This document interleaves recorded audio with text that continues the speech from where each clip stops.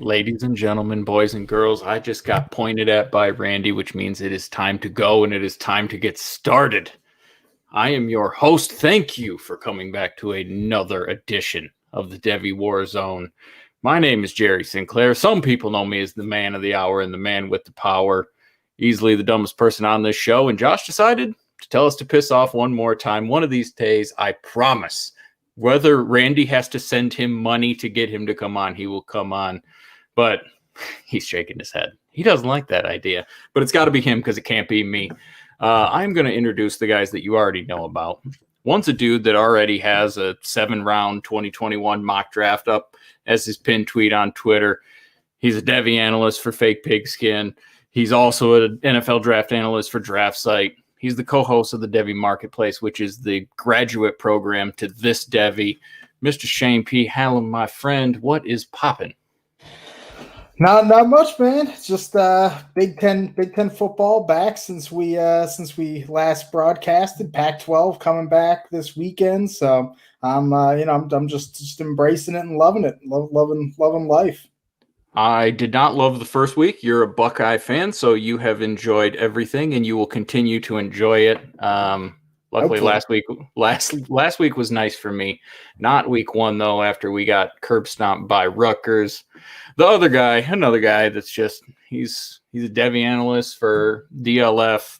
He's the other host of the Devy Marketplace. Just a genuinely good guy. I'm going to switch my strategy here. One of the great human beings, not only on Twitter, not only in this community, but as a human being that lives on this planet, very positive all the time. Mr. Kane Fussell at Devy_Kane. And more importantly than all of that, has an adorable new puppy that I thoroughly enjoy all of the sleeping pictures of. What's up, buddy? Yeah, so Winston is actually sleeping right next to me right now. You might hear some louder snores. So for this dog is 6.5 months old, but snores like he's been around for 80 years. Like he snores like he has been a woodworker and like been down in the mines. Like he snores like a dude that should have black lung. Like he he gets it with disease. But yeah, super happy to be back. As always, you can find all of the stuff that Shane and I are working on the Devy Marketplace, where we just dive deeper into Devy and do a lot of mock drafts because they're just really fun. They're just really, really fun to do. So that's what we got cooking. And is there really anything more fun than mock drafts when you do this? No. It's the one thing we all obsess about. Well, and I think the really fun thing that we've been doing with mock drafts is we've been trying to like change them up so much, right? Like we couldn't draft like any of the top guys or any of the guys from 2021 class or even the top guys from the 2022 class to really make it go deep, right? And get some of those other names that you wouldn't hear as often. Then we, like last week, we brought in just a great guest of Katie Flower, who's absolutely fantastic. FF Skylar 399, I think is her Twitter handle. She's just an absolutely great person. And then we just did a straight mock draft, a Devy mock draft that we haven't done really in a while. So it was cool to see how those positions have changed, especially with, Journey Brown not playing right now for Penn State, trying to figure out what that health situation is like. Jalen Waddle breaking his ankle, really knowing that that's going to push him down the draft boards, but does that mean that it pushes him down Devy boards? So we work through all of that stuff, and a really great conversation, especially because the whole time we're trying to focus on Devy strategy and really trying to take not just make our teams better, but trying to make our process better. And that's really what makes good Devy teams time and time again. And to steal, just to talk about it a little bit here and to steal something that Katie said, which I thought was super great advice, that if you're trying to rebuild and you're trying to sell, say you're trying to sell a guy like Allen Robinson or Adam Thielen or something like that, and you want to get Devy picks, that's great. Get Devy picks and Devy players. But you also need to get at least one cheaper dynasty asset that's in the NFL, right? Because then if that guy goes off, then you can sell that one and keep the process going. But if you're constantly just selling for Devy picks and Devy players, then you're just kicking the can down the road and you're never really going to increase on value. You're just going to hopefully be better in 4 years than you were this year. But for 3 years, your team's doo-doo. So, like really, really think about that. Because I think as soon as Shane and I heard that, we were like, damn, like that's a really, really good piece of advice. Like, why don't we listen to that a little bit more? Like, so I'm definitely going to include that into my trading thoughts a lot more with Devy picks, and I know Shane is as well, even though Shane won't trade me Jerry and Ely. He's shaking his head. He says, Not "You can happening. piss off, sir." I don't blame you, but I have a man named Christopher Olave. Oh, maybe we'll have to talk again, but that got to be Jerry and Ely plus. Oh, come on now. Okay. We're making trades on the air. It's all falling apart. Listen, I hope it happens. Not at this juncture. See, that's why Kane's a stickler, man. You gotta always watch out for this guy. I've always wanted to interact with Katie. When I first started getting into this, and I had no idea what in the hell Devy even was, I would listen to them on the UTH podcast, and she was always on it. Just smart as hell. And one of the people that really got me into wanting to join a Devy League, and then eventually I did when Shane Manila got me in. And then he dipped after a year. Thanks a lot, Shane, you turd.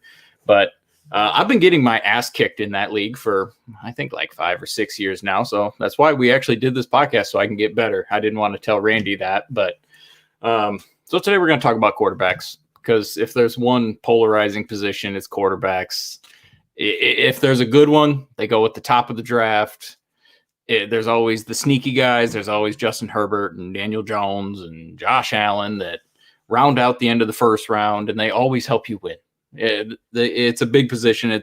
Most of us play super flex. They're by far the most important. We're not going to talk about Justin Fields as much as I would like to talk about Justin Fields. Can you guys hear me? Yeah. Okay. Sorry. My computer froze real quick.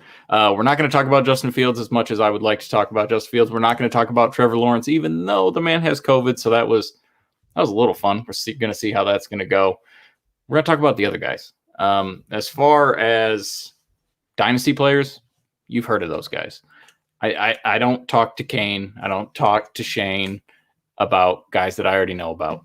So I just want to talk about some of the quarterbacks that we've seen. Is there any that just stood out, that have just really taken that jump? Maybe it's Mac Jones, maybe it's Zach Wilson, maybe it's any of these guys.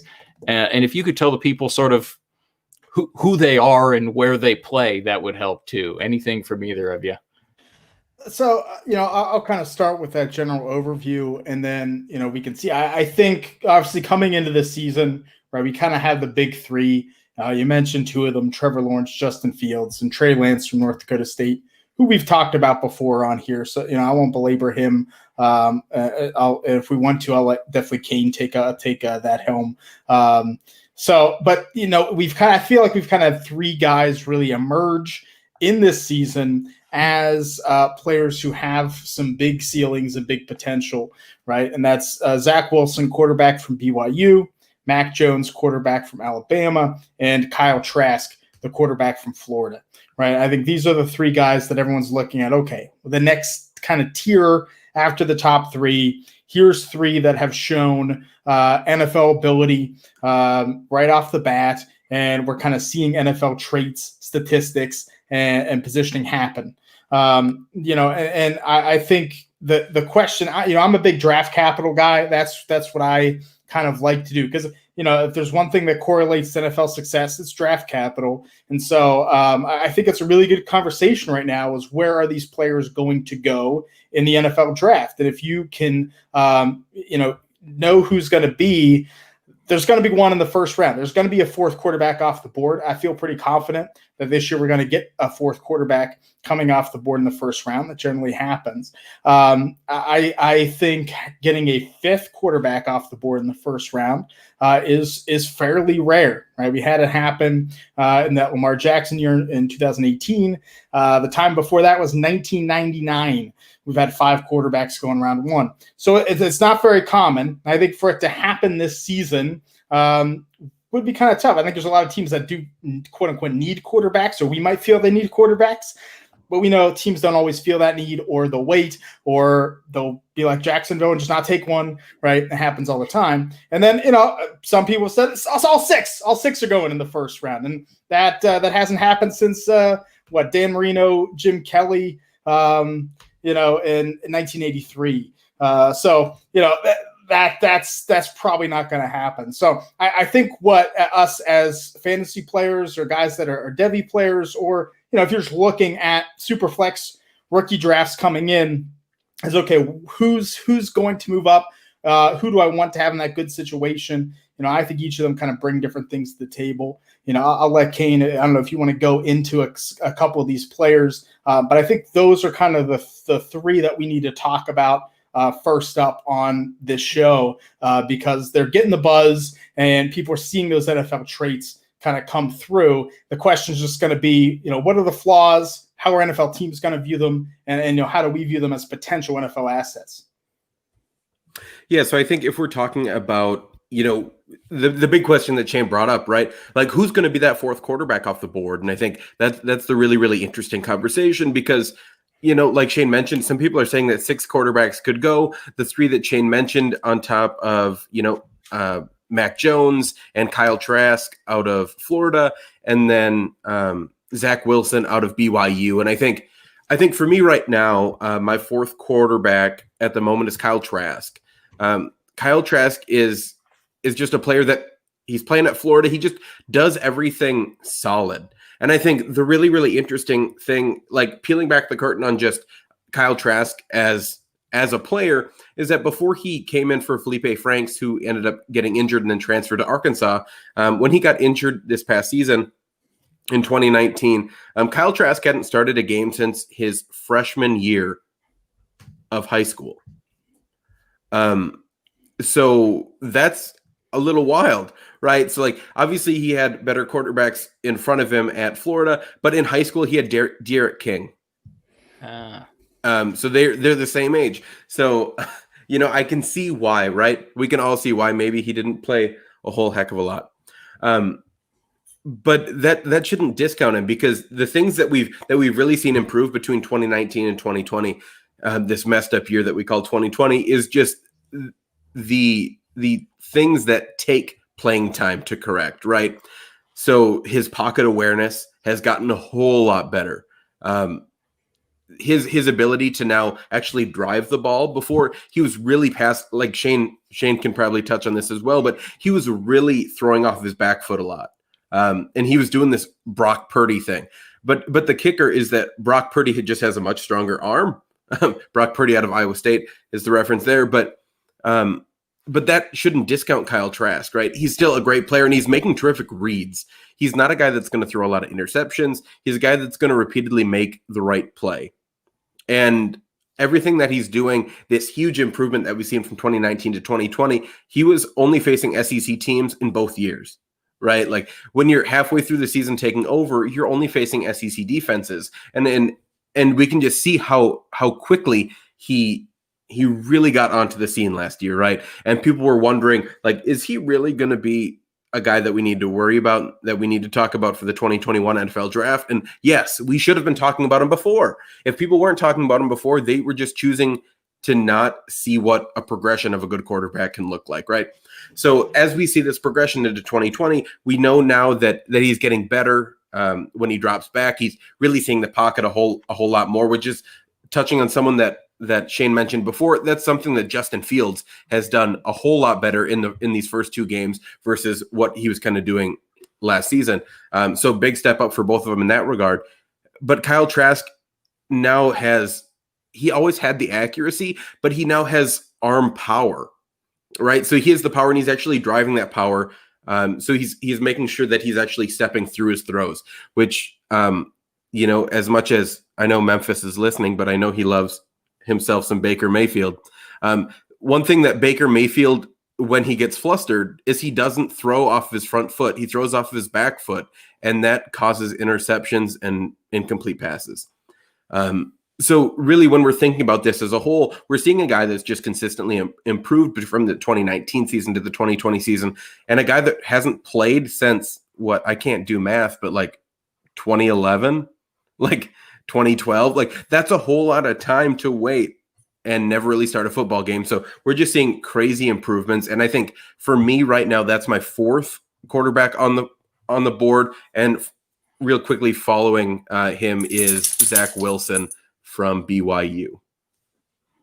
And how much of a difference do you see between those two guys?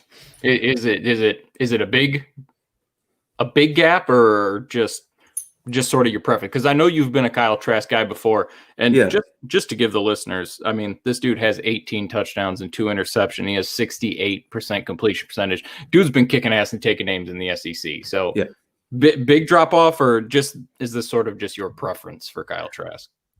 So I think the way that they play football is extremely different. And so I think that's what's a little exciting, is that Zach Wilson has incredible deep accuracy. Some of the best deep accuracy that we've seen in a very long time coming from a college player. But, you know, we always have to talk about this, but he's not really facing difficult teams. Right? I hate talking about it, but it's something that has to be brought up, right?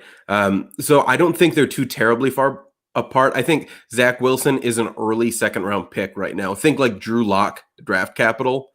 What do you go at the 210, I think, or 212, somewhere around there? But yeah, I think he has the ability to become a starter in the NFL, and I think he would fit really well on a team that does push the ball down the field. He's not going to be a dink and dunk type of guy, because that's just not his play style. If you want a game manager that's always going to make the right reads and never really try anything too risque, Kyle Trask is going to be the guy for a lot of people, because he's not going to make bonehead decisions. What about Mac Jones, Shane? Is this dude just a product of, I play at Alabama and I'm a rich kid living amongst rich kids, or does he have it? Because this guy coming in was not necessarily who everyone wanted to see as the starting quarterback of Alabama. He's come in, he's looked pretty good. What's your take on him? Is this some guy that could potentially be on a fantasy roster? Any comp you have for him, whatever you got? No, I think Mac Jones has, to me, come in and done much better than I expected him to. I know Kane and I talked about him before the season, really kind of wrote him off. I mean, I thought he'd start 2 games and they'd bring in the 5-star freshman, similar to what happened with Tua. But, you know, it didn't happen because Mac Jones played really, really well. And you know, he has NFL size. He's 6'2" to 6'3", 215. I mean, he has completed most of his passes. I mean, I think he's at 78% completion percentage for the season. It's been, you know, crazy efficient and effective. Once again, just like Kyle Trask playing in the SEC. And I think that always is impressive when you see that. I think the Georgia game, you know, Georgia was a top 5 team at the time. Georgia's defense, at the very least, is still an elite college defense. You know, Texas A&M, another really good college defense. You know, Mac Jones tore them up. He threw a pick in each game, but you know, he played really well. And I think you can easily say, and God knows I probably will at some point, say, well, this is the guy who maybe had the best receiving weapons in college football too, and Jalen Waddle before he got hurt, and Devonta Smith, John Mechie, the third receiver is really, really talented, right? They're bringing in 5-star. They have the best offensive line. You know, he's not getting pressured, and so I think it's really tough to evaluate him, just like it is Zach Wilson too, because of the teams he plays. I think Mac Jones is tough to evaluate, just like a lot of Alabama guys. When you have a great run game, best run game in the country, perhaps with Najee Harris, Trey Sanders, the best offensive line. Yeah, he throws a really nice ball. I think his arm's a little bit stronger than I wanted, but you know, I think in terms of NFL tendencies, there's still a tendency for him to kind of float the ball up in the air. He definitely makes the receivers make adjustments to his throws. I don't think his ball placement is elite by any means. And especially in terms of short to intermediate throws outside the numbers, I think he struggles a little bit. But generally, he's still completed those passes because he can do it. You know, I kind of hesitate. Before the season, we can kind of compare him to AJ McCarron, right? Former Alabama quarterback who, kind of had the tools, had a really good offense around him, 30 touchdowns, 3 interceptions, winning games. I think the caveat there is we did mention he had a better arm than McCarron too. Right. So is AJ McCarron with a better arm, but is the draft capital going to be there, Shane? Well, I think it's a question. Like, I think he's proven to be better than AJ McCarron, right? That was kind of the preseason eval, and I guess like Kane said, I think his arm is better. Is he going to be a first round pick? I kind of be surprised for that to happen. I think there's going to be too much trepidation for teams to invest heavily in this guy when it really could be the team around him, and he doesn't have elite tendencies. Like, I think why I have Zach Wilson as well, just like Kane does above him, is Zach Wilson has made some elite NFL throws. I mean, he's dropped balls in deep to tight coverage, double coverage. Mac Jones has not had to do that. He has not, done that. And it's not to say he can't be successful in the NFL, but I feel like Mac Jones is going to be that guy that I think he'll get drafted in the second round. I think someone will take a shot on him. But I think he's that kind of player that is good is like Derek Carr, I think might be his upside of a guy that's good. Is he great? No. Is he really bad? No. What do you do? Andy Dalton, you kind of get stuck in the middle just from and I'm not basically talking about as a player, but kind of how they'll be on an NFL team. Those guys aren't great fantasy guys. They never are going to win you anything. Carr has flashes. He has games. I think it's going to be Mac Jones. And I think of this group, if you told me of these top 5 were going to be franchise quarterbacks, I'd say, well, it's not Mac Jones, right? Very easily, I'd say he's the guy that doesn't have that ability. So I think that's why I kind of put him on the lesser end. I think the ceiling is lower. The floor might be higher. I don't like that for fantasy. It's not necessarily what I want. And I think it's worth mentioning too, especially as we see people, right? We see these a lot, right? We're going to see a lot of mock drafts, and we're going to see a lot of rankings of prospects for NFL draft purposes. And I think it's worth mentioning, right? And Shane can touch on this a little more, but for some, you're not going to see guys like Kyle Trask and, Zach Wilson ranked in like the top 20, 25 of prospects, but you might see them being drafted in mock drafts as top 20, 25 players. And so that just speaks to the whole, right? Just the whole need of quarterbacks and how people will really reach for them. We can go back to when Christian Ponder was drafted by my wonderful Minnesota Vikings. And you were just seeing so many quarterbacks go before him that they felt like they had to reach for their quarterback. The New York Giants say hello when they drafted Daniel Jones at 7. Like we see this time and time again that yes, it might not be the highest player on Mel Kiper's board. They might not be going with best player available, but that doesn't mean that the linebacker or the guard or, whoever, right? Your Wyatt Davis, your Micah Parsons or whoever, that doesn't mean that they would mean more to a team than a quarterback. So just kind of keep that in mind. And I think it's worth repeatedly bringing up because we're going to run into this question so many times. Right, Shane?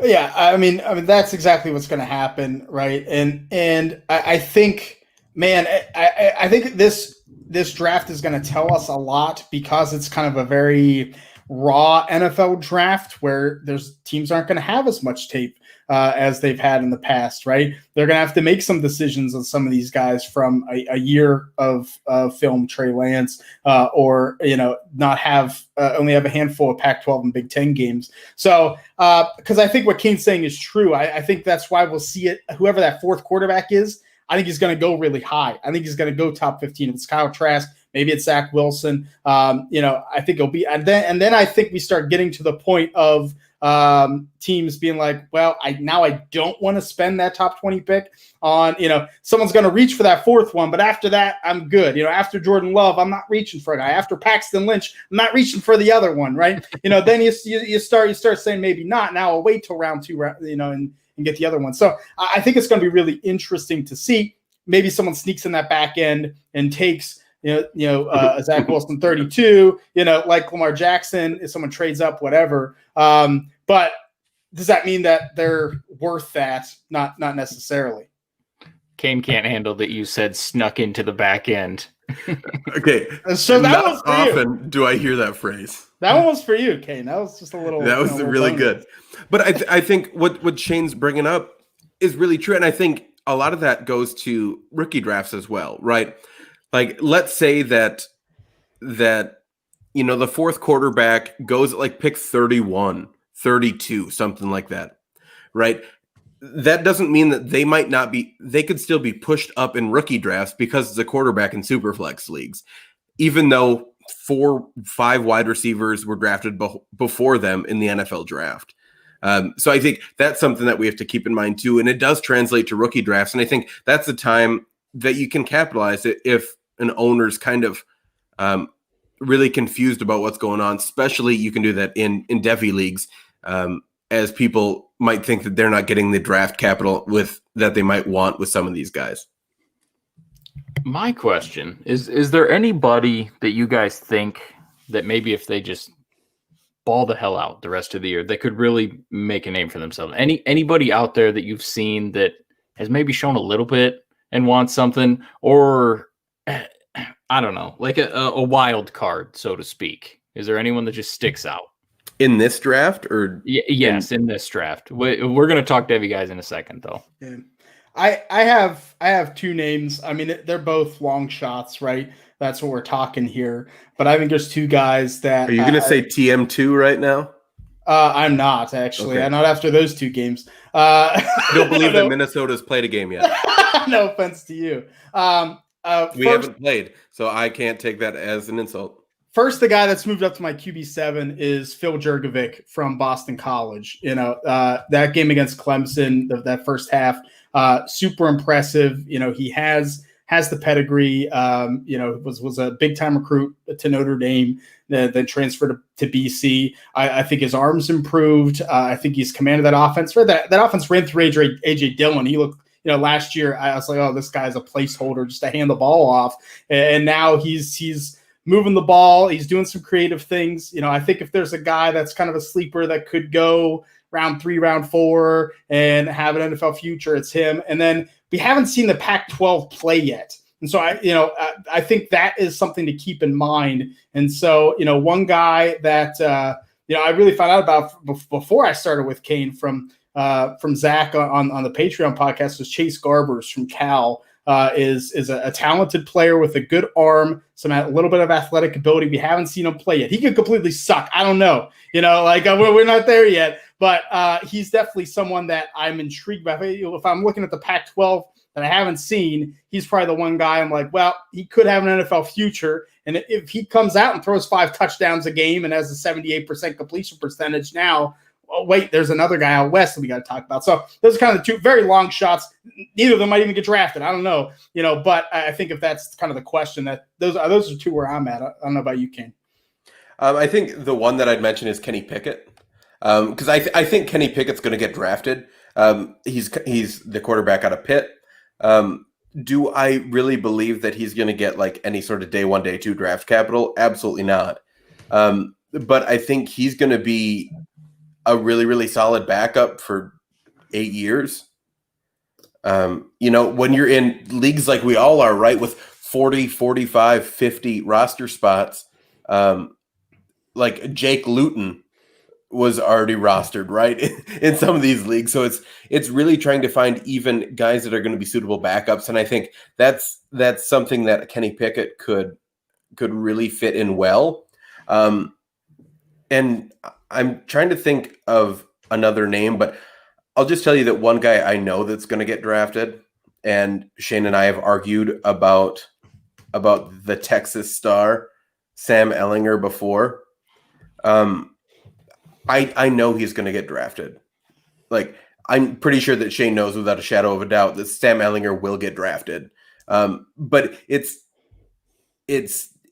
he still going to be a quarterback, or is he going to turn into an H-back? Is he going to turn into a tight end? Everything's up in the air with that, but he has some juice.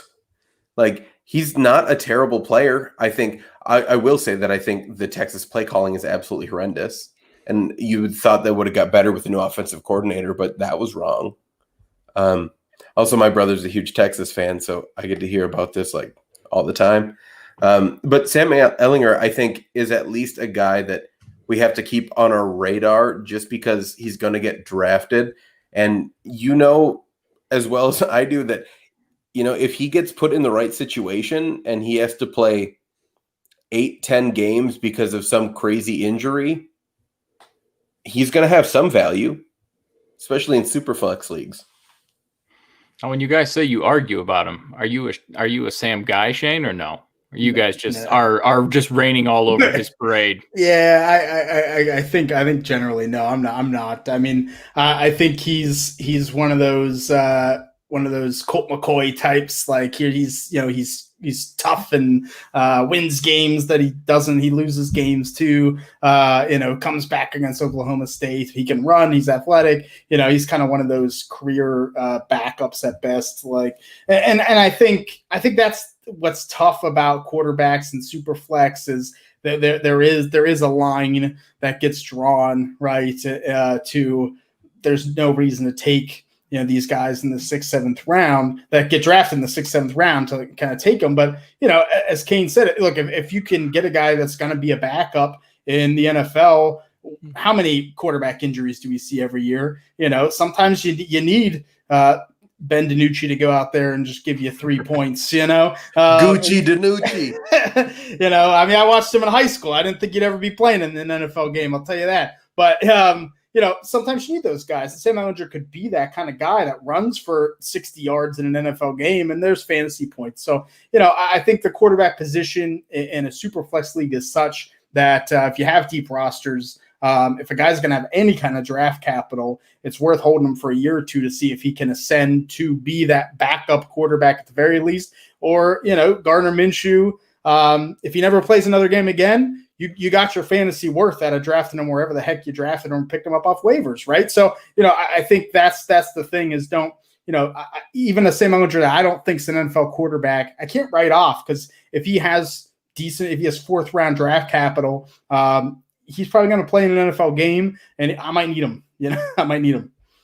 So if I learned anything right there, it's before the draft, somebody out there will certainly hype this man up, and I should ignore it, is what you're saying. Oh, he for sure going to get hype. He's going to be that guy. This happens every hashtag the draft starts in Mobile. oh yeah, right. He's going to be a Senior Bowl darling. Dude, that's exactly what's going to happen, right? He's going to blow it up I love that. Good job, Kane. That's on the money. He's going to blow it up at the Senior Bowl, and then he's going to be that guy that, like a month before the draft, will say there's some rumblings that Sam Ehlinger might be in the 1st round. Then 2 weeks before the draft, some teams are considering Sam Ehlinger in the 1st round. And then he drops to the 4th round. We're like, what happened? I heard he was going to go in the 20th pick. And then, he drops to the 4th. That happens every friggin' year, and we just fall into the trap every time. Penny Hart says hello. Remember the Penny Hart hype? Oh my God, it was getting out of control because he did really well at the Shrine Game and then gets called up to the Senior Bowl and then kills it at the Senior Bowl. Well, the position that they never have good players at the Senior Bowl is cornerbacks. So it's like, well, and that was the year the cornerbacks were getting overdrafted the way that it was. So then all of a sudden Penny Hart, goes in the 7th round or gets undrafted or whatever the heck, and people are like, oh, I thought he was so good. Like Ashton Doolin. Like yeah, well, it happens with quarterbacks too, right? How many times did we hear Jake Fromm was going to go in the 1st round? That was a news report 3 times. How many times did we hear Ryan Finley was going to go in the 1st round? He was a 4th round pick. That we heard that multiple times. It happened. I think Mason Rudolph got 1st round buzz. It just happens because people think teams are going to draft quarterback, and that's what gets me about the 6 quarterbacks in the 1st round. Yes, teams need quarterbacks. They don't need them that badly. Like there's so many teams with bad quarterbacks, but there are very few teams with no quarterbacks like that. They have to reach super hard for Jake Fromm in the 1st round because they're not actually going to do it. I think that we have a disconnect with how NFL teams think about quarterbacks sometimes and how teams look at the Senior Bowl, how teams look at the process. It just be careful on the hype train on some of these players. Not that they can't be good. Not that Zach Wilson and Mac Jones and Kyle Trask can't be NFL starters and be good fantasy players because they can. But don't get sucked in to someone's going to put Zach Wilson as their number 3 quarterback or the number 2 quarterback in the draft and have him go in top 5. It's going to happen. We're going to have a mock draft with one of these guys going top 5. There were tweets about that on Saturday. Yeah. That saying that people aren't even sure that Justin Fields is quarterback 2. And it's like, bruh, are we watching the same games? Like, are people just like eyes closed, full heart, can't lose? Like doing it the wrong way? You know, like, guys, like, stop. Like, stop. You know damn well they are. It happens in every position, in every facet of this fantasy game. That's why I wanted to bring it up, because it's I just got Travis Kelce traded for Zach Wilson and some fab. Okay, thank you. Oh my God. In a tight end premium league, so yeah. Oh, see, that's Devy players getting just. Randy, he's a person that likes to make fun of Devy players because they do shit like that, and that's one of those things that happens. All right. Speaking of dumbass moves and guys who have really pooped their pants, who is the guy that you really think has pooped their pants so far? Who is hurt? You go ahead. Go ahead. Go first. Go ahead. I was going to name some names, but if you got them, go quarterback? Ahead. Is that where? Yes, quarterback. I'm just going to take the really, really low-hanging fruit, and I'm going to go the guy that seemingly bounced from Wake Forest to Georgia to not Georgia to no, he's going to play at Georgia to are we sure that he's going to play at Georgia? To like, no, he's totally going to the NFL draft. Like, we have to watch out for this guy, Jamie Newman. Okay, I've never seen a guy that has bungled this process more than Jamie Newman. Like, his old teammate Sage Surratt wants a few words, but like, Jamie Newman has bungled this process so badly. And I'm going to see how many times I can use the word bungle while talking about one player, right? So Jamie Newman, we know that he had good athleticism. I think that was the biggest thing, the biggest takeaway that you can see from his Wake Forest film. We know that Georgia really needed a quarterback, and so he transferred over to Georgia, and we really thought that he was going to be the guy. Then JT Daniels transfers from USC to Georgia, and then all of a sudden we get rumors saying that Jamie Newman isn't sure if he's going to play at Georgia this season. And then we get the report about a week later that says, nope, Jamie Newman's opted out. He's getting ready for the NFL draft. And so the fun thing is, some people were talking like, what school are they going to call if he gets drafted, right? They're going to call Wake Forest or Georgia because he never played at Georgia. They're going to call Georgia. It's going to be glorious. Right. And that's going to be hilarious to me. But wait for all the Georgia fans to be like, yeah, another one's drafted. Another one's drafted. SEC power. Like, bruh, he didn't play for you. But right, this is a guy that we really wanted to see him take the next step. And that's why we were excited for him to play at Georgia. He was going to be facing more difficult defenses. But yes, he was also going to have more talented wide receivers and a better offensive line, which Wake Forest, I'm not sure, had 5 healthy linemen. I think it was like some tight ends that they made eat pasta before the game. Like, I think that's what they were throwing out, and it just looked like a torn pair of jeans that a millennial would buy. Like, it was just awful out there. And so we thought, with a good offensive line, with a good running game, we would be able to really see him perform well. We were wrong. That is not how it worked, because he didn't play. And then all of a sudden he's going to the NFL draft, and people were hyping him up as the best quarterback in the SEC this season. Like, I don't even think he's going day 2. Like, where's he going to get any hype from? Like, oh, he killed it at the combine, bro. It's like, cool. The top 5 quarterbacks didn't throw. Like, so I don't know where you're going to get any of this hype for Jamie Newman. But whatever it is, if you have a Jamie Newman share, first bit of hype, sell him, because he will not get drafted day 2. You know where that hype could come, though? Mobile. Senior Bowl. He could go. Draft starts in Mobile. There it goes. Listen, torn jeans are highly fashionable. Shane, do you got a guy that he has crapped his pants? I don't know if I'd go full like diarrhea pants crapping, but Just I a think little sharding though. Don't but do it, Shane. Shane, please don't do it. I will not. I will not. I thought about it. I'm going to pass on that. I'm going to go over to Iowa State. I'm going to take Brock Purdy, the Iowa State quarterback, and low hanging fruit. Right. Look, we got to take it. I mean, look, he hasn't been god awful, but when you start the year against Louisiana Lafayette, you get what's supposed to be a little more of a layup game. Louisiana Lafayette's a good team, but you're Iowa State, you're in the Big 12, and you're below 50% completion percentage, 1 interception, no touchdowns, 145 yards. You just crap the bed right off the bat. I mean, it was like, oh, there goes that hype, just hit a wall, right? And Kane had been saying this for a while because Iowa State was replacing almost their whole offensive line.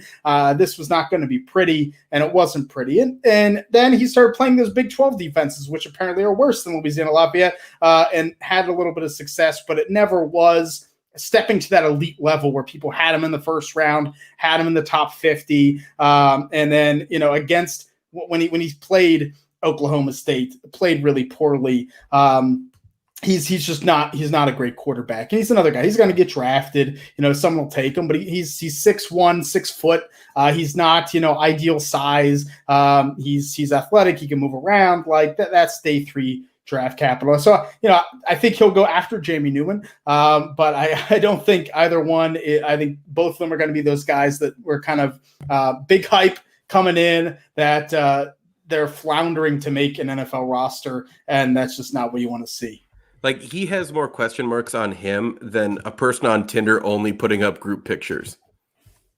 Like, that's a lot of question marks. Yeah. That's Shane or Kane, damn it.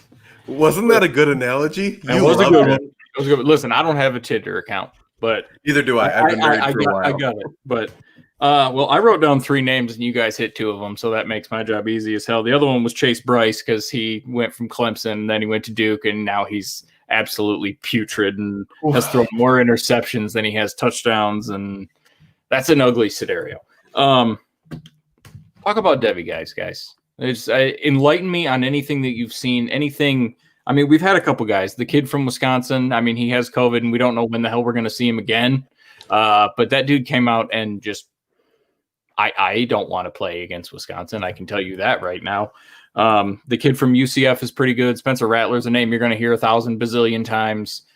Talk to me. Say either one of you, one of you, give me a master's in this. Sure. Sure. I'll kind of do a little overview, and I'll let Kane clean up all the fun, fun details on this. But I think I love being on the cleanup crew. Yeah. Look. I think that the 2022 class at quarterback is looking like another very strong group. We have Sam Howell from North Carolina, who I think has played worse than he did as a freshman, but still is showing a lot of those tendencies where the defense is giving up a ton of points and he has to try to match. And I think he's still a good NFL quarterback. We have Keaton Slovis over at USC, hasn't played yet. One of the most accurate passers is a 3-star freshman. So I think he's going to be a really good prospect. Another Pac-12 guy, Jaden Daniels from Arizona State, has that Lamar Jackson-like ability. Excellent runner. You have to contain him, but has a good arm, is accurate, can throw on the run. He's really good. Spencer Rattler from Oklahoma, you mentioned, a really big physical talent. I think the mental talent still has to kind of get there in terms of, reading defenses and going through progressions and making the right passes, but man, he flicks his wrist and throws it 50 yards. It's really impressive, really tight spiral. I like him. You mentioned Graham Mertz from Wisconsin. I think he's a player. If he plays like he did in that first game, he was a big time recruit there, and honestly should have been starting from day one as it was. I think all 5 of those guys have a lot of potential, and I think this 2022 class is going to be a pretty strong quarterback class. I'm sure we'll have one of them, completely crap out, right, as we always do. But I don't know how you feel, Kane, but I do think the 2022 class is not going to be great for us as fantasy players, but I think the quarterbacks might be kind of the shining point of it. Yeah, I think you mentioned some of the biggest names. Who was the 5th name you mentioned? Graham Mertz, right? Yeah. Yeah, so I think if we're gonna mention any other people, I think I didn't obviously watch it, but I heard Maryland beat up on an unknown team. Um, Talia Tagovailoa, Tua's younger brother, I heard played phenomenal. I obviously didn't watch the game because I didn't know about it. And then Spencer Sanders out of Oklahoma State. I think it was really, really disappointing. First game of the season, he gets hurt. And I don't even think we really heard if he's ever coming back this season or really what that's going to look like. But I think those are two guys that we have to mention as well. And I don't know, Jerry, how deep you want us to go into the weeds here on some of these top quarterbacks in this 2022 class. I mean, if you got a name, give me a name. But if they want to go absolutely bananas, batshit crazy, they can go to the marketplace. But whatever you want, go, my friend. Listen, I have a pen. I have a piece of paper. You tell me what I need to know. So I'll only just bring this guy up because I want to butcher his name. Okay. And so this dude's from Clemson. Shane already knows what name I'm about to say, but it's Tyson Fomanchero. I don't know how to say his last name. It makes absolutely no sense to me. So we have to find a way to shorten that. Hold on, now I gotta go. It's gonna be tough. That's gonna be tough.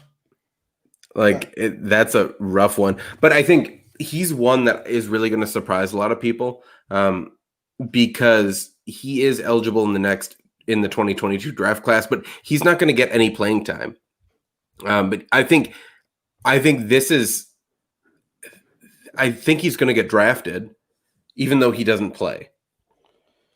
He'll transfer. I mean, he's going to transfer out of there, right? Do you think so? Yeah, absolutely. Like, realistically, what if he doesn't? Like, what if he stays at Clemson? Like, I thought you were going to get drafted. I thought you were setting me up for DJ Ukulele, but you went this guy, and I googled this. I got nothing for you. I'm usually pretty good with some names. I got nothing for you.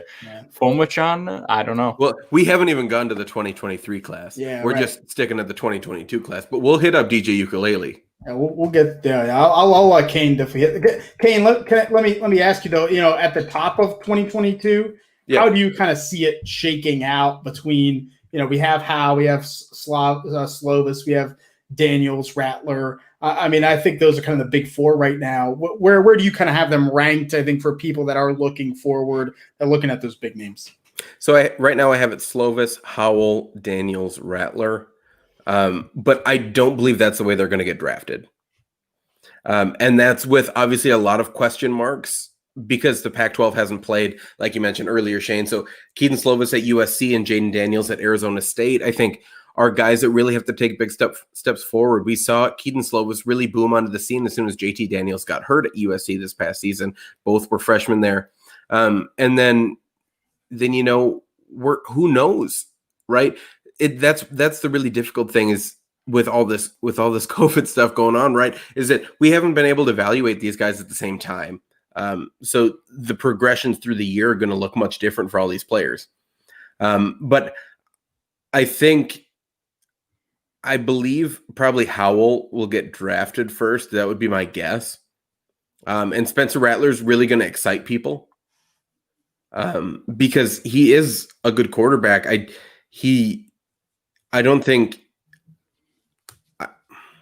just trying to find the easiest way to put this. I think he believes in his arm talent more than he should right now.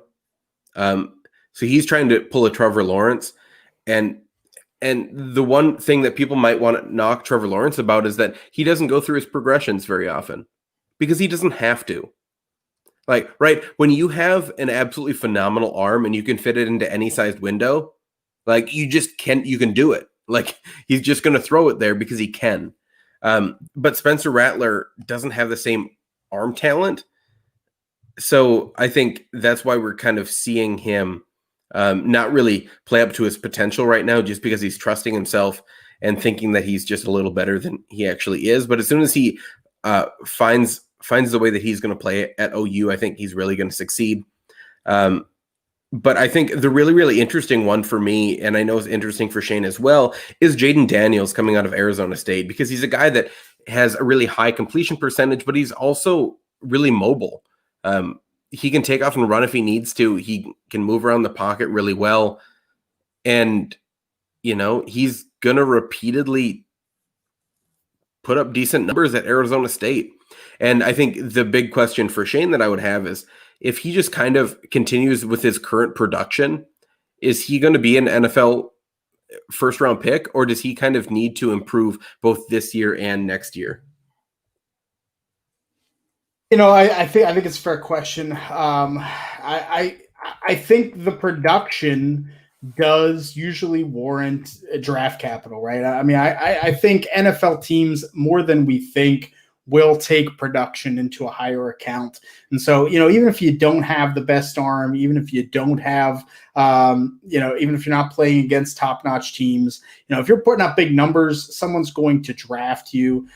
So look, obviously I want him to improve. I want to see improvement. I want to see more NFL progressions, NFL reads. I think that's something every college quarterback can work on. But big time production, man. I mean, that's going to get you drafted. So I think it's what makes this 2022 class really interesting. Is you have a team that wins a lot. You have a quarterback that's putting up numbers. He can pass one of these guys that I have in the top 5. It could definitely happen. And then let's talk about the 2023 class real quick. I want to bring up one more thing after that before we get out of here. I mean, it's a situation where not a lot of these guys are playing or getting tons of time. So if you've got people, I know we saw DJ play this week with Trevor Lawrence out. If there's been any other ones, fire away. Kane, you got anything? Shane, anything? So I'll do the overview on this one, and then I'll have Shane kind of dive into some other guys. So right away, there was a clear top 3 players. I know a lot of people say top 2, but I think there were a clear top 3 guys kind of coming into college football as freshmen this season, especially at the quarterback position. You have DJ Ukulele. That was me playing a ukulele / slapping the bass. That was just for you. That's not what a ukulele sounds like at all. Well, I wasn't about to bust out into Somewhere Over the Rainbow. Okay, so I don't know what the medium is. Okay, so you're either getting one end or the other. So take that, right? And so you had DJ Ukulele at Clemson, and then Bryce Young going to Alabama, and those two were kind of your 5-star guys, and people really thought those were going to be the top guys. But let's not forget at Ohio State, CJ Stroud coming in, very, very talented quarterback. I think the biggest issue that we might have right now is that he wasn't even backing up Justin Fields, and I know, right, and I know we can go into, well, when Ohio State's, kicking the ass of an opponent, they put in upperclassmen. Like, I get that, right? Like, that's what all people should do. Like, I get it. But CJ Stroud next year with Justin Fields going into the draft this year, I think it's a very real possibility that CJ Stroud could take over that offense. And so he's a very talented quarterback as well. I think then after that, it really gets hairy. There's even, a 3-star guy that is putting up some good production. Or maybe he's a 4-star guy, but Jeff Sims out of Georgia Tech. He's playing really, really well. You have Harrison Bailey, who should be playing in Tennessee because Tennessee's clearly not good with Jaron Garantano because he's, not a good quarterback. And, and then, so, then you get into guys that, when will we actually find them playing, whether that's Jay Butterfield over at Oregon or, some of these other guys that we're just not sure if they're ever going to see the field. So I think that's really the question. But Shane, if you want to dive into some of these guys, that's at least the overview, especially when we haven't seen a lot of these players. Absolutely. I think it's always tough to project, or a couple games in. For the Big Ten, we're 2 games in. Pac-12, we don't have any games to say, oh, here's a freshman that's going to be a stud in the NFL, right? And but the thing is, if you had done that when Trevor Lawrence and Justin Fields were coming into college, I mean, I'm in a Devy league where someone drafted both of them in high school. And now they're sitting pretty in that Superflex league, let me tell you, right? They're looking good. So, you can do that. And I think, as Kane said, I think DJ, as we lovingly call him Ukulele and Bryce Young from Alabama. They are those two guys. I mean, they are probably, I think, heads and shoulders above the group.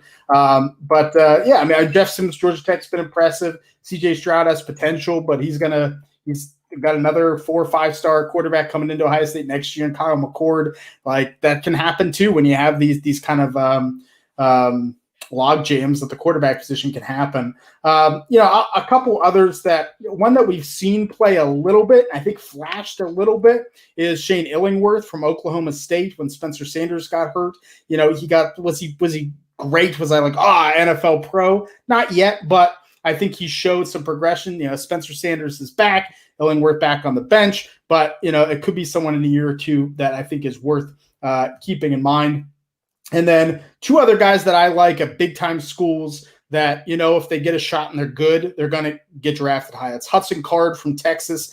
Texas recruited 2 4-star quarterbacks, Hudson Card, Jaquindon Jackson. And Jaquindon Jackson more the runner, athletic type, Hudson Card more the drop-back passer. So I think it's easier for them to put Jackson somewhere else and Card quarterback. So I think he's an intriguing guy. If he comes in, he'll probably be the starter next year. Another situation. Hey, if you take Texas to the playoff, I mean, you're God, right? So that can happen. And then one guy that Kane has talked about in our show. And so if you want more, go and listen to the Devy Marketplace. Is Anthony Richardson from Florida? I don't know what's going to happen in Florida when Kyle Trask goes. Emory Jones has gotten some work, but man, Anthony Richardson is big, he's strong, he's fast, he has a good arm. Like, he has all those things that the NFL today really likes. The upside's big. Once again, you beat SEC defenses, you get drafted. So, when I look at freshmen, it's like, who are those top guys? I want the top recruits usually generally work out. Who are some guys that we're seeing play as freshmen, the Jeff Sims, the Shane Illingworth, that are playing well and could develop. And then it's who is in a good situation that if they will take over and are really good, that I know they're going to get drafted high. And I think that's kind of how I like to look at a freshman class when trying to evaluate for Devy. And the thing I want to close it out with is scouting it's big in the game we play. It's big in Dynasty, and it's an imperative when it comes to Devy. You cannot not scout and play Devy. You will have shit. You'll have my roster. Sorry, Jerry. You're bad at this. How do you trade for him? How do you trade for Devy quarterbacks? Not Trevor Lawrence, not Justin Fields, not even the guys that are coming out, not even Kyle Trask. Rattlers and all the guys' names you just named off. Is it something you try to do, or is it just something that you see players just sort of, they draft it and then they just hope and it just sits on their roster? Because I had Baker Mayfield. I drafted Baker Mayfield in like the 9th round one year, not even knowing who he was. I just knew he was the Oklahoma quarterback, and it ended up working out for me. And I ended up trading him off later. It was actually the only share I've ever had for Baker. Randy would be proud. So what do you guys do? We could be in a situation where we had Ryan Fitzpatrick starting on our team, or Jimmy Garoppolo, who gets hurt every other week and hasn't been great to begin with, or maybe you were relying on Mitchell Trubisky, as some people were behind the glass, to succeed this season. Yeah, you keep quiet, Randy. And you need to trade for a quarterback for the future. How the hell do you do it? Anything. You want to take that one, Kane? You're usually wheeling and dealing more than me. I'm not going to talk about tight ends. I don't want to hear Kane tell me to go kick rocks somewhere. Okay, but there's some very interesting data that we can bring up when we're talking about tight ends if you want to go there. Just so you know. We don't need to go down. Couple months, we'll get there. And that data's coming from Peter Howard, so you know it's actually accurate, not just me kind of just saying numbers hoping they stick, right? So that's a really interesting conversation, right? And people will not give up quarterbacks lightly. So I think the first thing that you have to do, you have to be willing to overpay. And it's not necessarily overpaying, but it's overpaying in your own eyes, right? And that could mean that you're trading NFL assets for a guy that you don't know where he's going to get drafted yet. That's going to happen, right? Or that could mean that you're giving up a lower end NFL asset for a guy that, let's say, like a Jay Butterfield and Ethan Garbers, right? That might have a shot to go to the NFL in a really, really deep Devy league. And you have to take the shot, because the more quarterbacks that you have on your college side of your Devy rosters is only going to help you, right? Like Shane looked at one of my rosters one day, I think, and I think there were 45 college rounds, and I drafted 16 quarterbacks. Right? Like there's a reason why that happens, right? Because let's say that 4 hit, I have a 25% hit rate.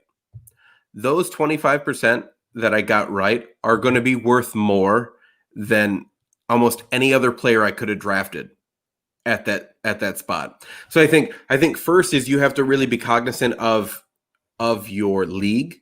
If quarterbacks are going really, really early, especially ones that are closer to the NFL draft, then maybe you're going to have to hold back a little bit and take some shots on the guys that are a little bit younger in your drafts. Sure, you got to know your league for that.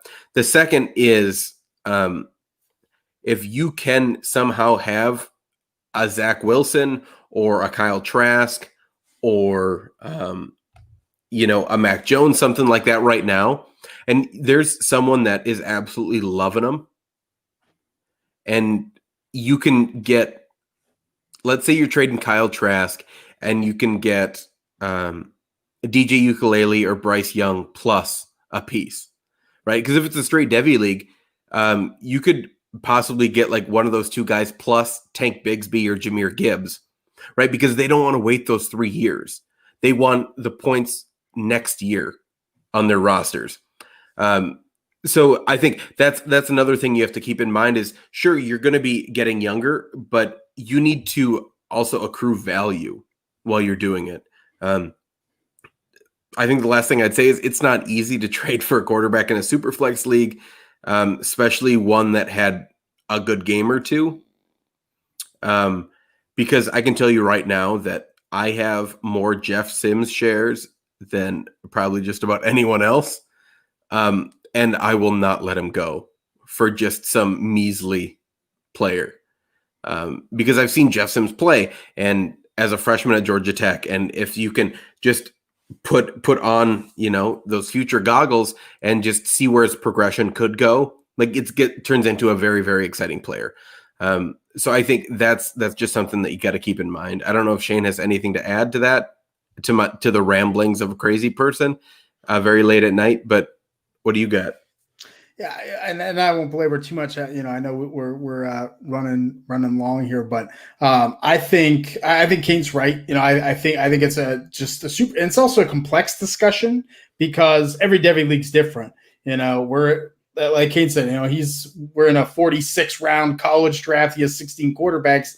You're never going to be able to get a quarterback after that. But if you're in like a 5-6 round super flex Devy draft, there's going to be quarterbacks also that fall through the cracks. And so if you don't get that guy, now you got to be willing to pay the money to go get him, to go get Joe Burrow, to go get Mitch Trubisky, take your shot on those kind of players when Zach Wilson, he didn't get drafted. Mac Jones didn't get drafted in your Devy draft, right? Most likely. So, you can go in the rookie draft that's depleted and get those guys. But I think for quarterbacks, sometimes it is just grabbing that shit and throwing it at the wall and seeing what sticks. Volume sometimes can be the key. That's how you make spaghetti. Yeah. And volume can be the key, right? Like if I'm in a Devy draft next year, and I'm assuming these freshmen this year haven't been taken, that your first round pick, draft DJ Ukulele, draft Bryce Young, third round draft Shane Illingworth, draft one of these freshmen, draft a couple of them, and one's probably going to work out, and that might be all that you need, right? So I think that's also a viable way to do it. But the value conversation is what we talk about on the Devy marketplace. Kane really nailed how you really have to focus on value and improving that value so that you can make those trades. And I didn't even delve in the trade thing because I think it's really hard, really tough, really hard to do. But you have to. It's tough sledding. It's tough. There's not enough quarterbacks to go around the NFL, let alone when you try to get college guys too. And isn't that the story of our lives, that sometimes it's just too damn hard to trade? Gentlemen, good episode as always. I got a page and a half of notes. I got names I don't know how to spell. I certainly spelled them wrong. Is Ellingworth with an E? That starts with an E? I. God damn it. I had I at first and then I changed it. All right. That's what I have. That's what happens when I sit here. I write all the names down. I was really hoping you wouldn't say any future Ohio State quarterbacks. I was really sad to hear about another good one that's coming. That's really unfortunate. And the story of my life. But don't worry, they got 2 in that same class. Awesome. That's just fantastic news. Thanks for that. Good. And we have the number 1 running back recruit coming in next year too. So don't worry, they also have another 4-star running back in that same class. Yeah, so 2 of them for you. Cool. Awesome. Well, at least Jim Harbaugh will have a fun time. That makes me happy a little bit. All right, guys, let's get out of here. Tell them where they can find you, Shane. What you're doing, anything you got going. It's usually an absurd amount, so let them have it, my friend. Yeah, well, follow me on Twitter at Shane P. Hallam. You can definitely pop questions our way, and I think we're both always happy to answer those DMs, whatever. Send it over. I'm happy to help. FakePigskin.com. I write over there. DraftSite.com if you want to see my mock drafts. 2021 7-rounder. Still working on that 2022 7-rounder. And then, I'm trying to convince them to let me do a 2023 7-rounder, but I don't know if they will. So maybe soon. That's, and then, come check out the Devy Marketplace. Kane does all the legwork. I just show up and do the show, and, we have a good time. We have some great guests. We talk. It's a lot of fun. We have a Patreon, if you're interested, $5, you get kind of a private chat with us. And we have a good group of guys in there, and, drop some exclusive Patreon podcasts too. So, it's a good time. I don't know. Go ahead, Kane. I'm sure I forgot something. Yeah, just to add on that Patreon chat, it's really neat because we'll dive into your Devy rosters. The big thing right now is campus to Canton leagues, and we deal with a ton of C2C questions because all of our patrons have a lot of C2C leagues, and like the crazy part is you can only get like 1 or 2 claims for the entire college season in a lot of these leagues, right? So not only are we like kind of giving you some names of who to keep in mind there, but you can even send us the lists of everyone that's available. Sal literally just did that. Before this weekend, because he had waivers coming up, and he's like, here are these like 20 players. Here are the top 20 players right on my waivers. Who would you pick up? And like, we'll even tell you how much fab you want to spend on them and all this stuff, just to make sure that you're getting these guys, and whether it's going to help just your college side or just your NFL side or anything like that. So we'll help you through all of that. Over on the Patreon, and that's the Devy Marketplace on Patreon over there. That's what we got working. It's pretty exciting. And it's always good stuff, man. I mean, just sitting here is a good time. I like spitballing with you guys. It doesn't hurt that we all hate Michigan, that we're sitting here, and that makes me feel better. Kane a little bit more so in the last couple of weeks. I don't know what you're referring. Randy, I see you back there. You got anything to say? You want to chime in before we get out of here? No, I've just been doing some work, and I am prepared to get ready for some drafts. It's the reason why I sit in and listen. I could just hit the record button and go like walk the dog or watch the Sunday night game, but this is the stuff that I don't have time to do in my own. I am the listener. I am the consumer of the Devy WarZone.